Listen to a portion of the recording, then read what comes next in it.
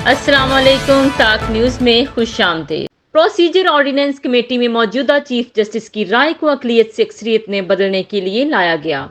Pakistan Tehreek Insaf P T I کے رہنما barrister Ali Zafar نے کہا ہے کہ ہمیں پریکٹس اینڈ پروسیجر آرڈیننس پر کوئی مسئلہ نہیں ہے، لیکن حکومت کی نیت پر سوال اٹھتا ہے۔ نجی ٹی وی چینل کے پروگرام آج شاہ زیب خانزادہ کے ساتھ میں گفتگو کرتے ہوئے انہوں نے کہا کہ یہ آرڈیننس کمیٹی میں موجودہ چیف جسٹس کی رائے کو اقلیت سے اکثریت میں بدلنے کے لیے لایا گیا ہے۔ پی ٹی آئی رہنما کا کہنا تھا کہ مخصوص نشستوں کے کیس کا تفصیلی فیصلہ آنے میں جتنی تاخیر ہو رہی ہے، کنفیوژن اتنا ہی بڑھتا جا رہا ہے۔ واضح رہے کہ گزشتہ روز صدر مملکت آصف علی زرداری کے دستخط کے بعد پریکٹس اینڈ پروسیجر آرڈیننس جاری کر دیا گیا ہے۔ پریکٹس اینڈ پروسیجر ایکٹ کے سیکشن 2 کی ذیلی شق 1 کے مطابق practice and procedure act committee مقدمات مقرر کرے گی۔ کمیٹی چیف جسٹس، سینئر ترین جج اور چیف جسٹس کے نامزد جج پر مشتمل ہوگی۔ آرڈیننس میں پریکٹس اینڈ پروسیجر ایکٹ کے سیکشن 3 میں ترمیم بھی شامل ہے، جس کے مطابق سماج سے قبل مفاد عامہ کی وجوہات دینا ہوں گی۔ اس کے علاوہ پریکٹس اینڈ پروسیجر ایکٹ میں سیکشن 7A اور 7B کو بھی شامل کیا گیا ہے۔ صدر مملکت آصف علی زرداری کی جانب سے پریکٹس اینڈ پروسیجر آرڈیننس پر دستخط کے بعد چیف جسٹس قاضی فائز عیسیٰ نے 3 رکنی ججز کمیٹی میں جسٹس منیب اختر کی جگہ